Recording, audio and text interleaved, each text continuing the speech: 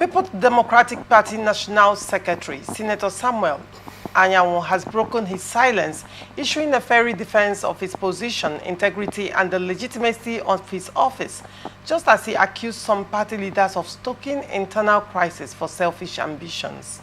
Speaking to journalists in Abuja, Senator Anyanwu described the wave of negative press against the party as very disheartening, blaming what he termed man-made crisis and personal egos for threatening party unity just months before the end of the current National Working Committee's tenure.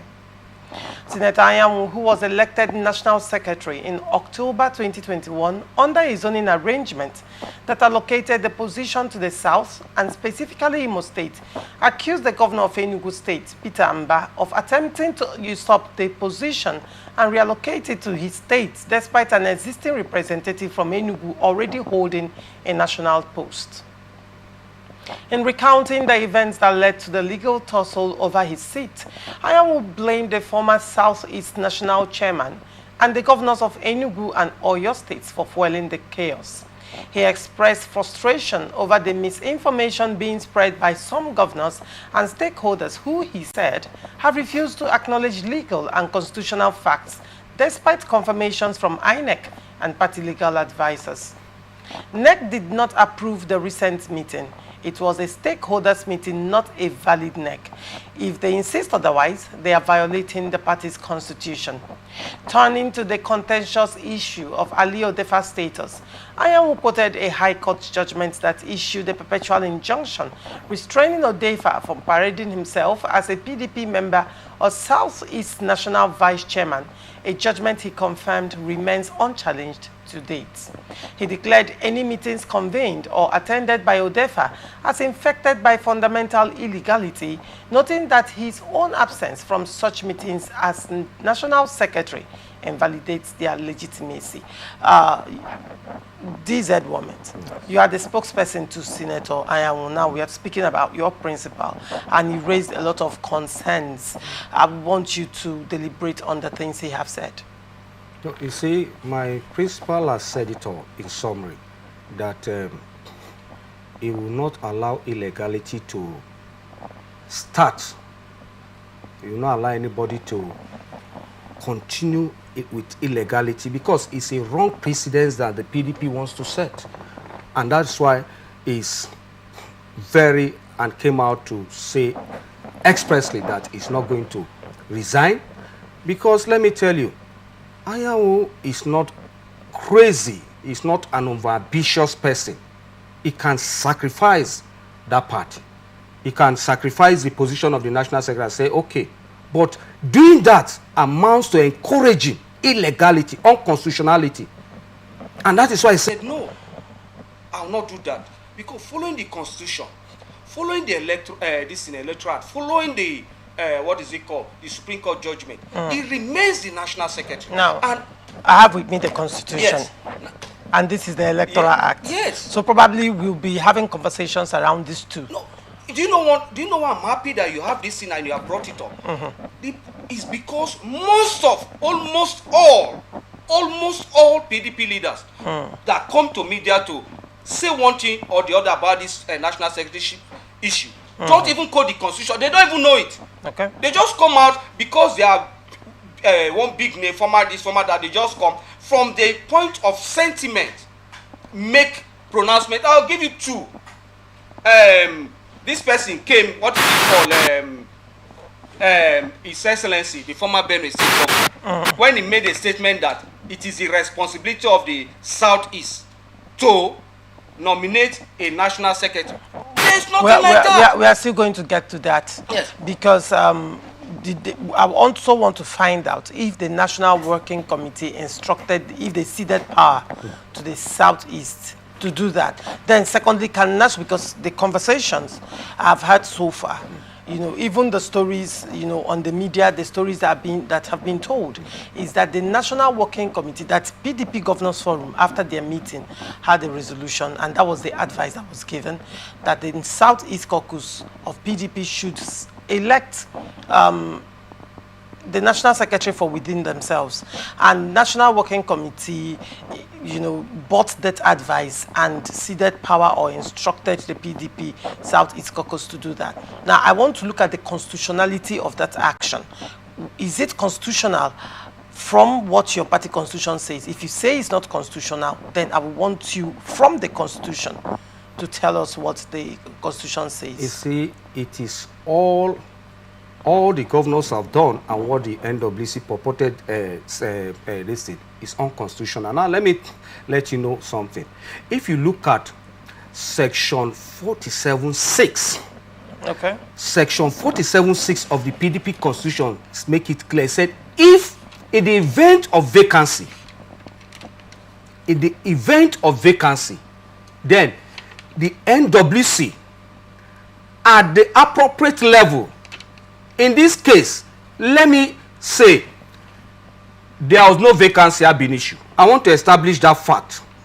When you say there was no vacancy, yes, ab initio, yes, what exactly do you mean? Senator Anyanwu never resigned? Senator Anyanwu never resigned. Does your constitution provide that if an elected officer, yes, wants to run for election, he must resign from his position? See, I want to clear that. Okay. Senator Anyanwu never resigned. All right. Senator Anyanwu took his annual leave and went to use that period to campaign, went for his campaign after securing the ticket of the party. Now, let me make this clear. Section 47(5), the operational word there is may resign. And if you are a learned or a schooled person, the word may means it's not compulsory. Okay. It's not, the operational word there is may and not shall. So, Senator Anyanwu is not constitutionally bound or compelled to resign. And that was why he did not resign. And following that up, some of them have come with another argument that section 48(1), you cannot occupy dual office. And look at section 48(1). The offices that, if you occupied as national secretary and you occupy that office that will amount to dual occupation of dual office, it's the being the flag bearer of PDP, it's not part of it. They mention president, vice president, minister, special advisor, commissioner, governor, deputy governor, local government chairman, councillor. Anyanwu did not occupy any of those positions. Anyanwu only attempted, because of his love for his people and the crave for to serve them and their call for him to serve them, purchased the form and went to contest. So it did not, by emerging as the flag bearer of the party, does not amount to him occupying two dual office. It is there, president, vice president, minister, secretary to the federal government, all of them, but there is no name there, no office like flag bearer of PDP. So when did Anyanwu resign? And I've dared them, those entrepreneurial merchants and those opposing the national secretary, I have asked them, show me in PDP constitution where it says Anyanwu must resign. Show me in PDP constitution where being the flag bearer of the party amounts to an office that you've occupied. There is none. So I want to establish that fact. They even went as far as doctoring our party guideline and said it is compulsory for you to resign in our party, in the doctored party guideline, which they used in the mode of election under yes, chapter 7. Yes. What does it exactly say? The mode of election. Yes. With regards to, I want to know the section of the constitution that, you know, empowered Senator Samuel Anyanwu. Yes. Because I understand that he wrote a letter, yes, handing over to his deputy, yes, before running for that election. Yes. Now, granted, the letter was written. Yes. He took leave of absence. Yes. That was the letter, yes? Yes. He took leave of absence, which means he was going to return. He took leave of absence. He did not resign from his position. He took his annual leave. His annual leave. Yes. And he's entitled to an annual leave. He did not resign. He did not resign. All right. Can I show me in the constitution where the constitution says that they must or they will or they... I want to know where Senator Anyanwu is basing his... Let me read this section 47. All right, go ahead. Section 47, 5, page 84. Okay. 85. Now, section 47(5) said, any officer elected into the executive committee of the party at any level may resign his or her office by giving 30 days notice in writing to the appropriate executive committee. It's the word, operational word there is may. Before he went further to say, except in the case of resignation for the purpose of vying for an elective office which shall be effective within the period stipulated in the guideline issued for such elective office by the National Executive Committee of the party or the State Executive Committee in respect of local government elections. So there is no word there that made it compulsory. So what is written here is may resign. We have now. So what makes it compulsory is shall resign. Is that what you're saying? Yes. The word shall means compulsory. You must do it. You are bound to do it. But when you say may, you are not bound to do it. Let me give you an example. We have the former national treasurer of PDP from Ekiti State, Arabasa also, contested as governor, did not get the ticket, came back. The former governor, present national deputy publicity secretary, one of the finest, publicity, national deputy publicity secretary PDP has ever produced, contested as governor, did not make it, came back, and is still there. So why even staffs of PDP. So the question is why they went to contest. Even staff that ought to resign went to contest, came back, failed. Former director of women affairs in PDP secretariat, former director of assistant director of finance, former director of admin, they went contest, came back. That is even staffs that ought to resign, that were employed. Now, even the former present, National Deputy Organizing Secretary, Chief Amore, he went to contest and came back for Senate. So what is the issue with Anyanwu? Nothing. So you think it's a Anyanwu did not misappropriate PDP's fund. Anyanwu did not mismanage PDP affairs. So the question I've been asking those, most especially Shey Makinde and Peter Mba, what is Anyanwu's offense? They've not been able to answer it to date. They've not been able to answer it. The man has not committed any offense. Let me read section 48(1). So Nigerians will see, because one boy called Ogochiere said when Anyanwu decided to contest election, he vacated his office by wanting to contest for governorship, and quoted section 40 and said let me read section 48(1). That yes, is prohibition from holding dual offices. It says, subject to the provisions of this constitution, any member holding any office at the party level, subject to the provisions of this constitution, any member holding any office in the party at any level shall be deemed to have resigned that office if he or she assumes any of the following office: A, President of the Federal Republic of Nigeria; B, Vice President of the Federal Republic of Nigeria; C, Minister of the Federal Republic of Nigeria; D, Federal Minister; E, Secretary to the Government of the Federation; F, Special Advisor or Special Assistant to the President or Vice President of the Federal Republic of Nigeria; G, Membership of the National and State Assemblies; H, Ambassadors; I, Governor or Deputy Governor of a state; J, Commissioner, Special Advisor or Special Assistant to the Governor or Deputy Governor of a state; K, Chairman, Vice Chairman or Councillor of a local government council; and then L, we have any full-time employment or appointment in the public service of the Federation, state or local governments. Let me try and commend you before I respond to it, let me commend you, because our journalists are failing us. They will see prominent people come because of their former this, former that. They will not use the constitution to confront them, because they come to lie. I will not be economic with my words. They come to lie. They will tell you what is not in our constitution. You've read it. Is there any of the section that says flag bearer of the party constitute to you occupy a dual office if you are a national officer? The answer is no. You've just read it. And that is what they are relying on. Their desperation led them to even doctrine our Congress guideline and use it to secure judgment at the Enugu High Court and the Enugu Division of the Appeal Court. And I want to read one thing that Wabara, that openly endorsed Labour Party PDP Board of Trustee chairman, he said in his letter, he wrote to the acting chairman then, when they use backdoor through the guideline, the doctor guideline, to secure and procure a judgment in Enugu, he wrote a letter to the national chairman, and he said something in the 4th paragraph. He said, in the last sentence, as leaders, he said, as leaders, we should not carve dubious reputation for PDP as a party that has penchant for disobeying court orders. That was what he said to the national chairman. Today, who is doing that? Wabara and his group.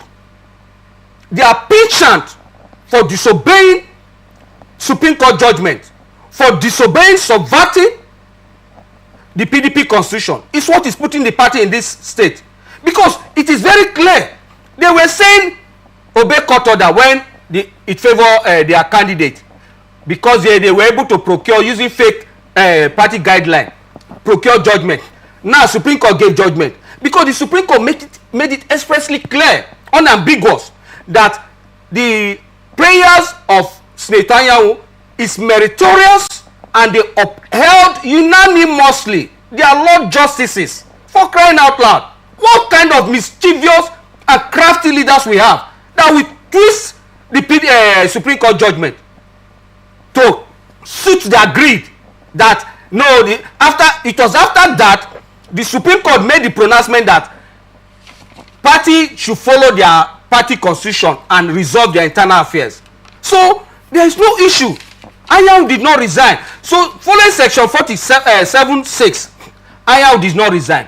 And let me state it clear today, if anybody wants to remove Anyanwu because he don't like his relationship with Wike, then call for national convention. Let me clear that.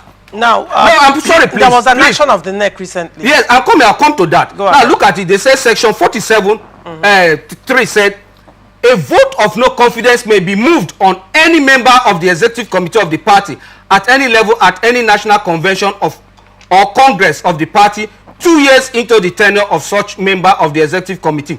And where such a vote fails to be carried, the executive committee member shall be replaced at national convention or congress as the case may be, provided that two months notice of such vote of confidence motion shall be given to the party secretary at the appropriate level, who shall circulate it to the relevant chapters 1 month before the national convention or congress as the case may be. 4. A vote of confidence shall be deemed defeated if not passed by a simple majority of the members of the party at the convention or congress sitting and voting. You cannot remove. See, Anyanwu was not elected by Southeasterners. They should know. Today it's like coming to say that Southwesterners say Nigerian president should go. They don't want it. They want to replace it. How? Are you the one that voted him? So now you don't even give him the vote that put him in that seat. Anyanwu was voted by delegates across Nigeria. Delegates. So now, and Southeast, with due respect to the Southeast, they did not even have the highest delegate. So why would they come and abuse and subvert the PDP constitution that it is not their responsibility? It is not in any section. Are they acting in this manner because the office of the national secretary is zoned to the southeast? See, in PDP, what we do is south, north. And now, the PDP zoned certain offices to the south. It is the internal understanding of the various zones in the south to say, okay, let's share it. We'll microzone. Let's microzone it. Okay. And they did that. And national secretary was microzoned to Imo State. Imo State. So why giving it to someone from Enugu State? Enugu State. And it was microzoned to Imo State. And another national officer had the position microzoned to the same Enugu State. Enugu State. So from the action of the Southeast PDP caucus. No, that is not even the. Hold on. That is not properly. No, that is not properly constituted Southeast caucus. Hold on, DZ woman. Yes. You will have your say. But I want to get a picture clear. From the way it is zoned, in this instance, the office of the National Secretary is zoned to the southeast. Yes. Just as some other offices are also... It's microzone within the southern region. Hold on, yes. Hold on. According to what you said, the office at the national level yes. is zoned between the south and the north. Yes. And probably that explains why Damagum's issue with North Central came up. But in this instance now, some offices have been microzoned within the ones that were zoned to the south, some were microzoned to southeast. Yes. A national officer has been microzoned to southeast. Yes. And in this instance, the national secretary was microzoned to Imo State. Imo State. So, the Southeast Caucus, you're saying that action is unconstitutional. Very much unconstitutional. Now, apart from the unconstitutionality, yes, I'm also looking at the spirit of the microzoning. Okay. Pushing the position of the national secretary, which was originally microzoned to Imo State, yes, to Enugu State, yes, denies Imo State of their seats yes, at the national, yes, and then gives 2 national officers to Enugu State. I'm trying to make it make sense. Yes, yes. Now, on one hand, from what you have read and from the constitution that I'm looking at, there's no caucus in the party has the right to remove an elected officer. No way. Especially at the national level. No way. So, how come the National Working Committee instructed the PDP Southeast Caucus to hold this particular election, whatever it was that was done, or the Congress that gave rise to Dokwe being flaunted as National Secretary? They say they said you can't put something on nothing. It's totally lie that this NWC instructed the Southeast to bring Anyanwu replacement. There's nothing like that. So where is Southeast Caucus, PDP Caucus deriving their powers to do this? They don't have. In fact, this is not a caucus. It's a meeting of Peter Mba and his friends, political friends. There is no caucus. Now, because the person that signed the communique has been expelled from the party. Defa. We'll still get to Alio Defa. Yes. I am taking this one by one because yes, I need clarity. Yes. If they are illegal, yes, how come the NEC meeting that held last week yes, accepted a letter from that caucus insisting that Udokwe must be the national secretary to replace Anyanwu? Now, fine. I want to correct an impression. That was not a NEC. It wasn't a NEC. It wasn't a NEC. So why it's a resemblance of a NEC. It can be called a stakeholders meeting, but was not. My principal said it. It wasn't a NEC. It's one thing for you to say. Can you give me reasons why you say it's not a NEC? Now, why I said it's not a NEC? Look at section 36. Okay. Subsection 1B. Who has the powers to issue notice for a NEC meeting? Who has the powers to issue notice for a NEC meeting? Is the National Secretary. All right, let me read it. PDP Constitution, page 76, the National Secretary. I think this has to do with powers and functions of officers. Chapter 5 of the PDP Constitution, page 76, section 36, 1B. Yes. Or let me just start from 1. There shall be a national secretary who shall be the chief administrative and accounting officer of the party, whose functions shall be to A, supervise the day-to-day activities of the party, B, conduct or direct the conduct of the correspondences of the party and cause to be issued notices of meetings to the National Convention, the National Executive Committee, the National Caucus, and the National Working Committee. Okay, so he is to direct and conduct the correspondences. So he is to issue notices of meetings. There is no ambiguity. So did Senator Anyanwu issue notice of this meeting? So this meeting held, in essence, it held without his knowledge. Is that what you're saying? It was the meeting, it did not issue any notice. So that alone invalidates it. Even let me give you the stakeholders meeting before the previous night, before the following day, the purported one they connect meeting, the one they held. Let me clear something. They sent the chairman of our party, His Excellency Ambassador Madamagu, and the organizing secretary, has confirmed from INEC that the name there, the recognized signatory in INEC, the supervising body of all political parties in Nigeria, said it's Anyanwu. The mischief makers did not believe him. They sent, what is it called? Arakbaja, the deputy. He went to INEC, confirmed it was Anyanwu. His principal, Engineer Shemak, in the governor of Oyo State, went, it was Anyanwu. Him by himself, went, it was Anyanwu. God shamed them. And they went, it was Anyanwu. And INEC said, if you want to remove Anyanwu, follow your constitution. Was it not what Supreme Court said? Yes. And INEC confirmed it is him. Now, and today you said it's not him. Since INEC confirmed it's him, I want to clear something. And the party section 36(1)(b) said is one that is to issue notice. And the NEC, the so purported NEC, was not meeting, was not, he did not issue the notice. That invalidates it. No grammar. That invalidates, because I can tell you with all sense of confidence, responsibility, that Anyanwu did not issue the notice. So there was no NEC. Now, PDP, that 99, so-called 99, there was no 99 NEC meeting of PDP. So now, I'm still talking about the NEC meeting. Yes, please. Your constitution says that there has to be the national secretary in the D of, that is 36(1)(d). The national secretary shall render a written annual report of the activities of the party to NEC and National Convention.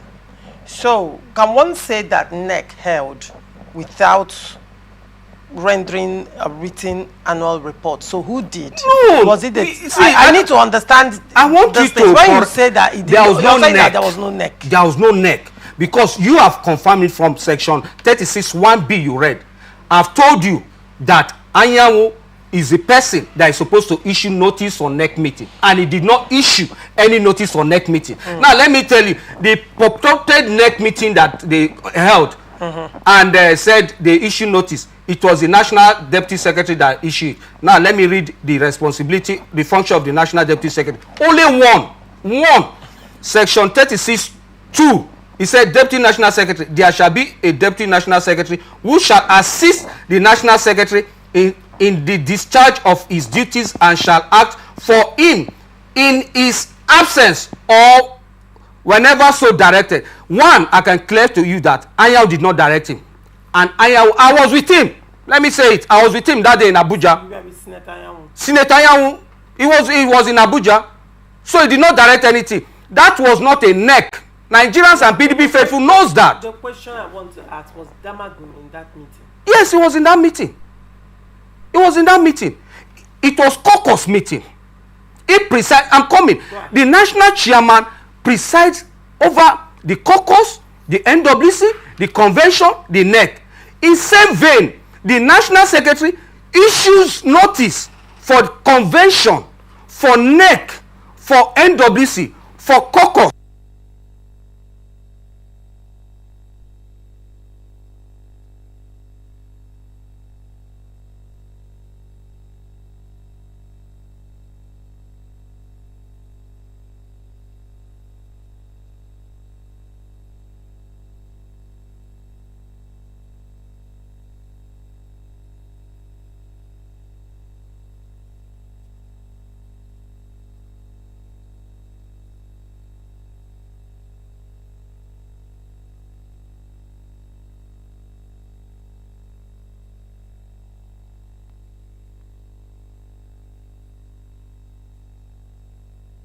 Common NEC meeting without telling the national secretary to issue notice of the same? No, you see. Is there a disconnect? No. What I want to be sure is what is going on, now, or what is in the news is that a NEC meeting happened. I want to be sure if what happened was actually a NEC meeting, or was it a meeting of certain stakeholders? I like the word certain stakeholders. Now let me clear that. The national chairman and national secretary, there is no disconnect. Okay. They are working together to prove that to you. He signed when the purported appointed acting secretary signed on the 7th and what is it called, 5th and 7th of last month. Letter sent to INEC and they rejected it. The national chairman, in his wisdom, let them know, allow that to happen. But is somebody that stands by the law, and he knows that Anyanwu is the national secretary. The letter sent to INEC, signed by himself and Anyanwu, was the one that INEC took. Otherwise, we wouldn't have a candidate in this. The one that was signed by the deputy national secretary was rejected. Did Damagum sign that letter? Yes. Hold on. Damagum signed that letter, and the deputy national secretary signed as well. Yes. Why would he sign it? He signed it because the governors appointed him, and they to prove to I'm coming. It's not making sense. No, wait now. No, I'm coming. Okay, go ahead. Let me just. You want me to go ahead. The national chairman signed the letter with the deputy national secretary because he wants to prove something to them. He has told them that Anyanwu, following the constitution, even the legal advisor said it, Anyanwu remains the national secretary and only convention can remove it. They impress it on him. He said, okay, let me sign. He did the formality of signing the letter. The deputy signed, they took it to INEC, and all the correspondence signed by him was rejected.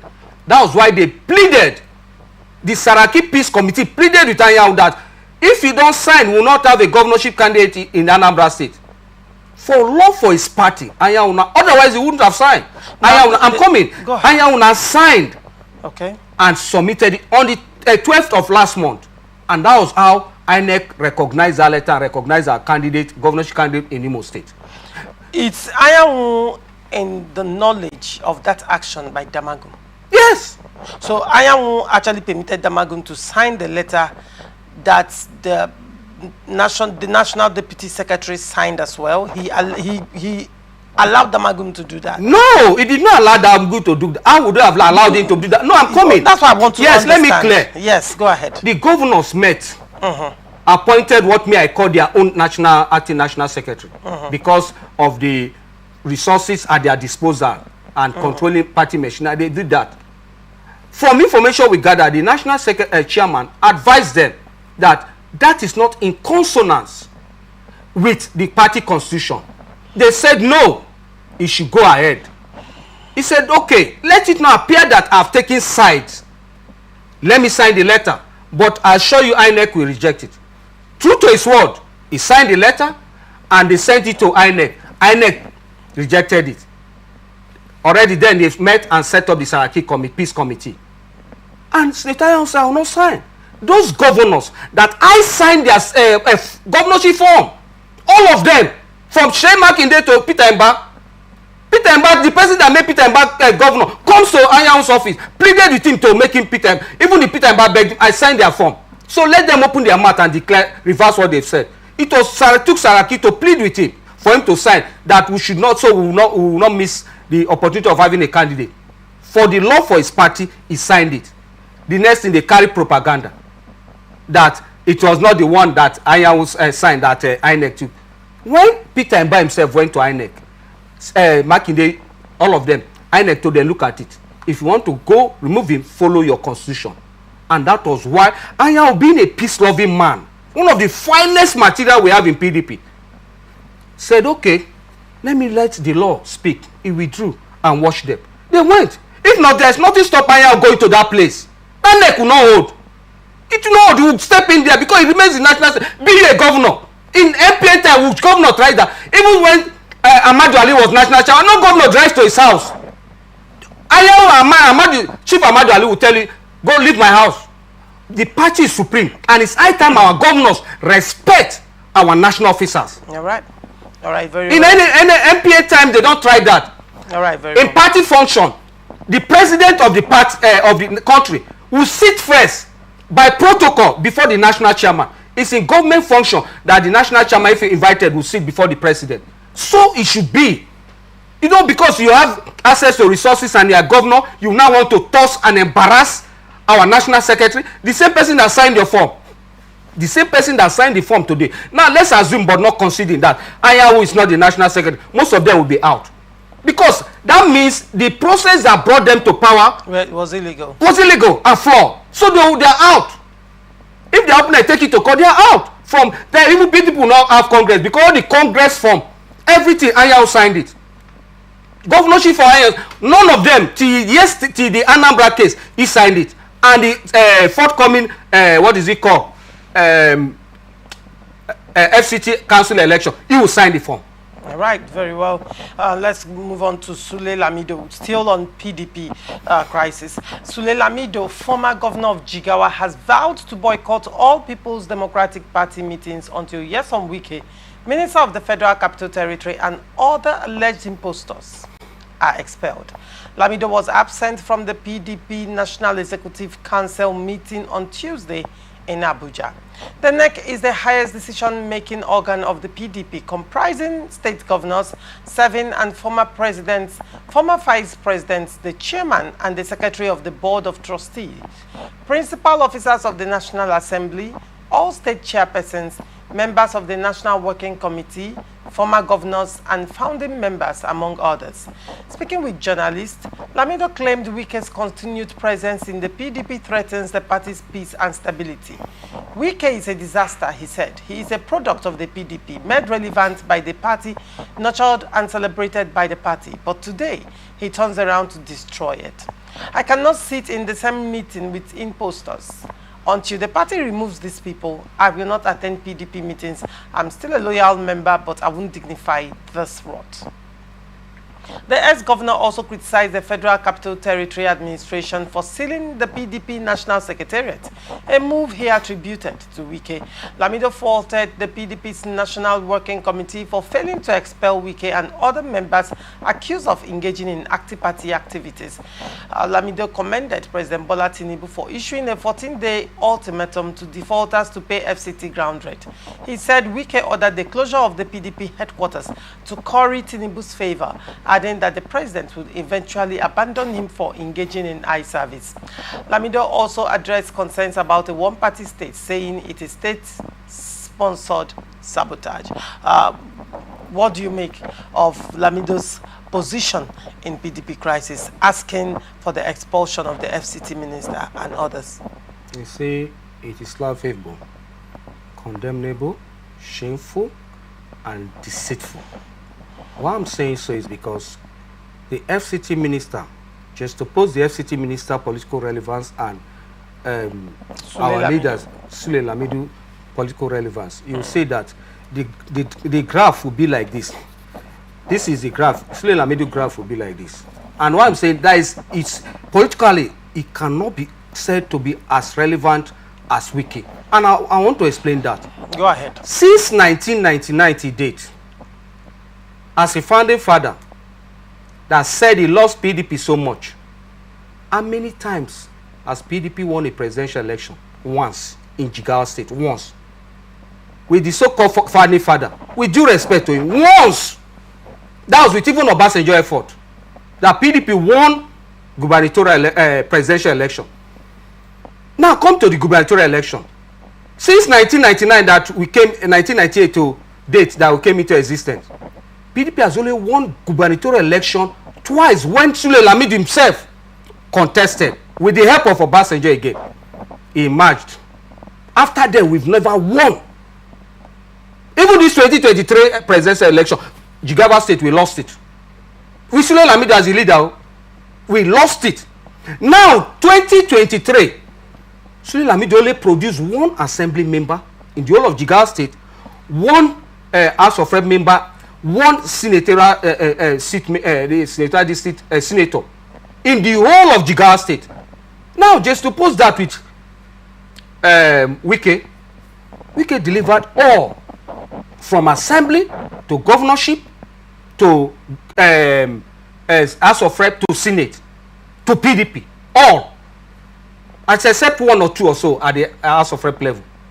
And talking about the presidency, he made his position clear that PDP flouted Section 73C of his constitution, going against the principle of fairness, equity, and justice, the rotational principle of the party.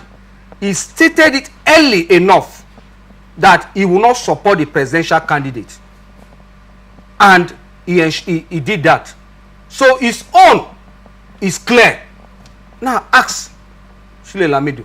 The person he supported the article, if article 1 in his state, article failed woefully in Sule Lamido state. That is someone that has said we should expel Wike. I'm going somewhere. Now, He unpicked Wike and Autumn from what I read. Let me ask you, Lamido. He was there when the former governor of Niger State, His Excellency Babangida Aliyu, opened his mouth to say the whole 19 northern state governors worked against Jonathan. Didn't he sit with such a person? Has he not been sitting with such a person in meetings? The hypocrisy of our leaders will no longer be tolerated. He sat with him. He said it on a national TV. Paper carried it. It was only the Plateau State, former governor of Plateau State, that said no, they did not betray Jonathan. What vote did Sule Lamido give this thing? If they say anybody is doing anti-party, he did anti-party more than anybody, because PDP has never won in his state outside one's presidential election. So I'm coming. And he sat with such a person. Atiku left the party, came back, said PDP will never rise again. You have been sitting with such a person. Your fellow colleague, you are, as a sitting governor, you could not deliver PDP. When you were leaving, you were still sitting with yourself. You are sitting with other governors, like Benue State governor that even could not deliver his party. Suswam could not deliver himself for his senator. You are sitting with people like that. So where are you trying to? Sule Lamido is trying to deceive. We are getting enlightened that our leaders cannot come out and deceive us because they have access to the media. So Sule Lamido should go and examine himself with due respect to him as one of the people we respect. As an elder, he should go and examine himself before making some comment. Because the finger is pointing one, the person is pointing one finger at 5, not even 4 is pointing at him back. That if that is the case, then all of them, all these people, he has a long way to go, because he will not sit on that seat.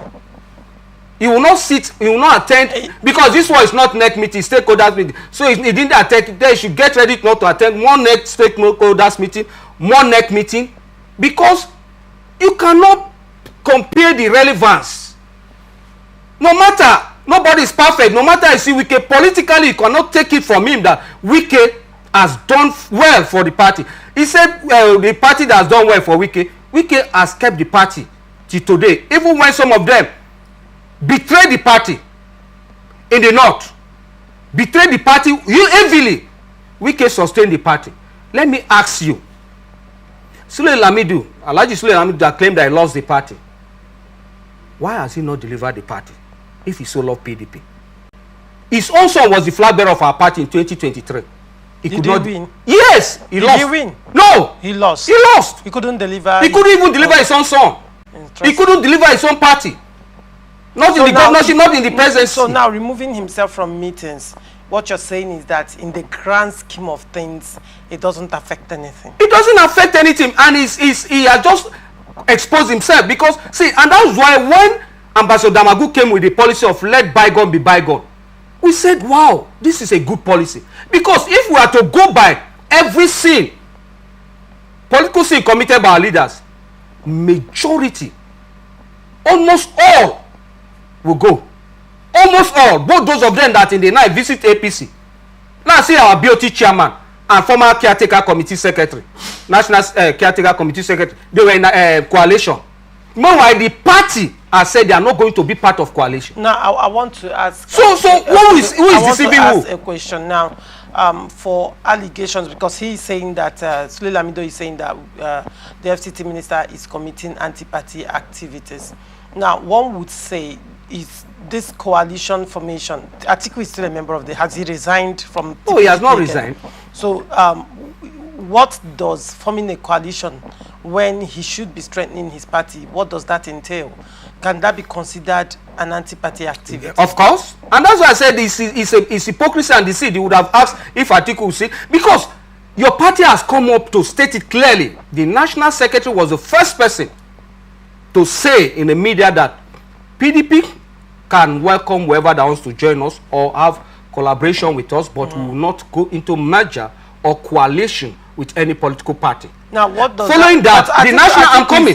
No, now the national chairman came up and also said that position. So for the two key party of national officers to make that statement, that means that is the position of the party.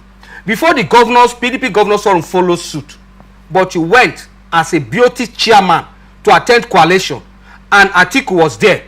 Alhaji Sule Lamido did not see them as anti-party. Who is deceiving you now? But Atiku still the leader of the party? Atiku is our presidential flag bearer. Why I said it's not the leader of the party? See, sometimes our leaders want to subjugate the constitution to their whims and caprices, and not instead of the reverse. Right. Following our constitution, if we say we should follow it as yes, our constitution. What does the constitution say? If Section, you say it's not the leader of the party, prove it by the constitution. No, because if you look at section 817, it said a person who has earlier decamped from the party but later decide to return to the party shall lose the seniority and privileges conferred on him by his previous status. Oh wow. Atiku is a founding father before now, but he has, by virtue of this section that they in their wisdom enshrined in the constitution, he has lost that privilege, he has lost that seniority. He decamped not once. He decamped even as a sitting vice president. So why then is PDP? He is one of the people that said this man should go, and that's why now I'm coming, and that's why Dixon was asking them himself and Amechi, what has your coalition done for Nigerians? You did it in 2015. The suffering that you are talking, everybody is feeling hungry. It's Amechi and Atiku and the rest of them that enshrined it. So they shouldn't blame anybody. All right. So I wish we have more time, but sadly we are out of time, comrades, at the moment. I know you still have a lot to say. But interesting thing take away from here is the page 17 of your constitution. Yes, no, sorry, there's something I want to, I know we don't have time, but let me just say this. Yes, you see, and the FCT minister, the land season of the sealing of the PDP secretary, Sule Lamido statement. You see, PDP leaders are disappointing. Most of them. Why I'm saying that, this is a man that you disappointed. He has taken care of the party to the point. Even November, December, January, we paid all PDP staffs, even to their housing allowance. December, January. Yes. That's December 2024, January 2025. Yes, he paid all their salary and housing allowance for the year. There is their housing allowance for this year. He paid it. He paid it through the NWC. But their ally, Shea Makinde, what did he do? Is it say want to pay housing allowance, pay staff, and create mutiny, and for staff to stand up and said they want to protest against the party constitution, section 67. All right. And now the property, the PDP secretariat, the issue is that they said Wike should be expelled. They would have brought the money now. It's not they should bring the money. That's why I didn't say anything. If not, he would have paid. He has spent money. Why didn't Sule Lamido all this why they bring that money? They gave them notice. They didn't do it.